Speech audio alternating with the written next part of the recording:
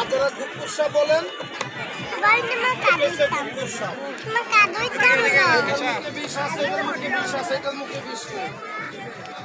আপনার যে কামড় দিছে ওটা